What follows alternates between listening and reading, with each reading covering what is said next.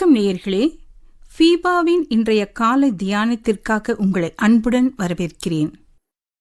கிறிஸ்துவுக்குள் மிகவும் அன்பான சகோதர சகோதரிகளே, ஆண்டவராகிய இயேசு கிறிஸ்துவின் பரிசுத்தமுள்ள நாமத்தில் உங்களை அன்போடு கூட வாழ்த்துகிறேன்.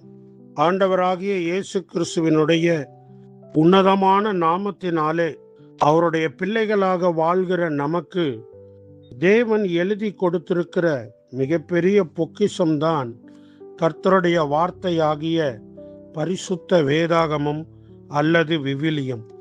இந்த பரிசுத்த வேதாகமத்திலே ஆண்டவர் தன்னுடைய இருதயத்தை வெளிப்படுத்தி இருக்கிறார். மற்ற வழிபாடுகள் என்று நீங்கள் பார்க்கும்போது அங்கெல்லாம் கடவுளை நமஸ்கரிக்கிற விதங்களும் அவர்கள் கடவுளை தொழுது கொள்ளுகிற விதங்களும் பலவிதமான செயல்பாடுகள் அடங்கியதாக காணப்படும். ஆனால் இறைவனுடைய ஆண்டவராகிய இயேசு கிறிஸ்துவின் நாமத்தினாலே கூடி வருகிற திருச்சபையானது கடவுளை ஆராதிக்கிற விதத்திலே மிக மையமான இடத்தை கொண்டிருப்பது கடவுளுடைய வார்த்தையை குறித்த விளக்கம் அளிக்கிற பிரசங்கம் அதுதான், அல்லது வேத போதனை அதுதான் ஒரு மிக முக்கியமான இடத்தை உடையதாய் இருக்கிறது. வருகிற நாட்களிலே நாம் பரிசுத்த வேதாகமத்தில் காண்கிற ஒரு புத்தியுள்ள ஆராதனை, ஆங்கிலத்தில் சொல்ல வேண்டுமானால் அதை சில மொழிபெயர்ப்புகள் ரீசனபிள் ஒர்ஷிப் என்றும், சில இடங்களிலே அது ஸ்பிரிச்சுவல் ஒர்ஷிப் என்றும், சிலர் அதை அக்செப்டபிள் ஒர்ஷிப் என்றும் சொல்லுகிறார்கள். தேவனால் அங்கீகரிக்கப்படுகிற ஆராதனை அல்லது ஆவிக்குரிய ஆராதனை அல்லது சரியான காரணத்தோடு ஆராதிக்கிற ஆராதனை என்று பலவாறு விளக்குகிறார்கள். ஆகவே இந்த புத்தியுள்ள ஆராதனையை குறித்து அப்போஸ்தலனாகிய பவுல் எழுதியுள்ள அந்த வேத வாக்கியத்தை உங்களுக்கு நான் வாசிக்கிறேன். ரோமர் 12ஆம் அதிகாரம் 1வது வசனம், அப்படி இருக்க சகோதரரே, நீங்கள் உங்கள் சரீரங்களை பரிசுத்தமும் தேவனுக்கு பிரியமுமான ஜீவ பலியாக ஒப்பு கொடுக்க வேண்டும் என்று தேவனுடைய இரக்கங்களை முன்னிட்டு உங்களை வேண்டிக் கொள்ளுகிறேன். இதுவே நீங்கள் செய்யத்தக்க புத்தியுள்ள ஆராதனை என்று அப்போஸ்தலனாகிய பவுல் ரோமாபுரியில் உள்ள கிறிஸ்தவர்களுக்கு, தேவ ஜனங்களுக்கு எழுதுகிறார். அதே வசனத்தை இன்னொரு மொழிபெயர்ப்பிலே நான் வாசிக்கிறேன். சகோதர சகோதரிகளே, ஏதாவது கொஞ்சம் செய்யுங்கள் என வேண்டுகிறேன். தேவன் நம்மிடம் மிகுந்த இரக்கத்தை காட்டியிருக்கிறார். உங்கள் சரீரங்களை தேவனுக்கு உயிர் பலியாக தாருங்கள். இதுவே நீங்கள் அவரை வழிபடுவதற்கான பக்தி வழியாகும்.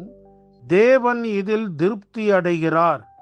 தேவனை திருப்திப்படுத்துகிற ஆராதனை என்று இந்த மொழிபெயர்ப்பு சொல்லுகிறது. பிரியமானவர்களே, அப்போஸ்தலனாகிய பவுல் ரோமாபுரிக்கு இதற்கு முன் போனதில்லை. போக வேண்டும் என்று வாஞ்சித்தார், முயற்சி எடுத்தார். ஆனால் தேவனோ அதை வாய்க்க செய்யவில்லை. ஆகவே இந்த ரோமாபுரியில் இருக்கிற கிறிஸ்தவர்களுக்கு சில சத்தியங்களை எழுத வேண்டும் என்று அவருடைய நண்பர்களால் தூண்டப்பட்டிருக்க வாய்ப்பு இருக்கிறது. ஏனெனில் ரோமாபுரியில் உள்ள திருச்சபையில் இருக்கிற அநேக மக்கள் அப்போஸ்தலனாகிய பவுலுக்கு தனிப்பட்ட முறையில் அறிமுகமானவர்கள் மற்றும் நெருக்கமானவர்கள். ஆகவே அவர்கள் அங்குள்ள சபை நிலவரத்தை சொல்லியிருக்கக்கூடும். அதனால் அப்போஸ்தலனாகிய பவுல் பரிசுத்த ஆவியினால் தூண்டப்பட்டு இந்த நிருபத்தை எழுதுகிறார். இந்த நிருபத்திற்கு 5வது சுவிசேஷம் என்று வேத பண்டிதர்கள் பட்டமளிக்கிறார்கள். ஏனென்றால் சுவிசேஷத்தினுடைய கருப்பொருள் இங்கு வலியுறுத்தப்பட்டிருக்கிறது. அதனால இதை 5ஆம் சுவிசேஷம் என்பார்கள். இந்த நிருபத்தில் இந்த 12ஆம் அதிகாரம் 1ஆம் வசனத்தில் இப்படி இருக்க சகோதரே அப்படின்னு கேட்கும்போது நமக்கு உடனே ஒரு கேள்வி வரும், எப்படி இருக்க?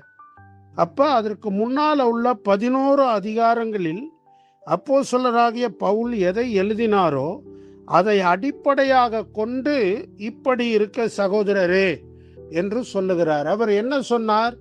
இந்த உலகத்துல புறஜாதிகளாய் காணப்படுகிற மக்கள் பாவிகள் என்று சொல்லுகிறார். யூதர்களும் பாவிகள் தான் என்று சொல்லுகிறார்.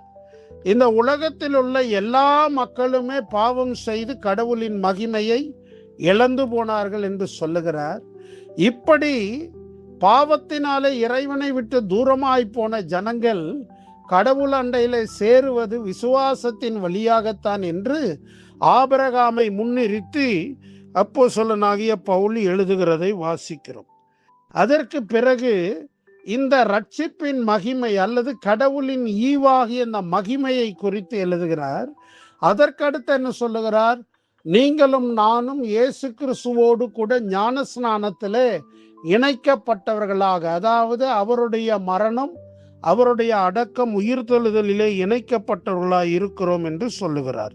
இப்படி சொல்லி வந்த பவுல் இந்த இடத்திற்கு வரும்போது இப்படி இருக்க சகோதரே என்று சொல்லுகிறார். ஆகவே இந்த அடிப்படையில் இந்த வசனத்தை நாம் புரிந்து கொள்ளும் போது அந்த புத்தியுள்ள ஆராதனை என்ன என்பதை புரிந்து கொள்ள முடியும். வருகிற நாட்களில் அதை தொடர்ந்து சிந்திப்போம். தேவன் தாமே நம்மை அளவில்லாமல் ஆசீர்வதிப்பாராக. இன்றைய காலை தியானத்தில் பங்கேற்றமைக்காக நன்றி.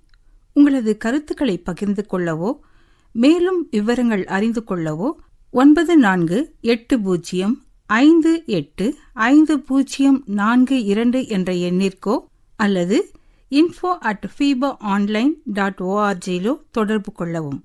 தேவன் தாமே உங்களை ஆசீர்வதிப்பாராக. ஆமேன்.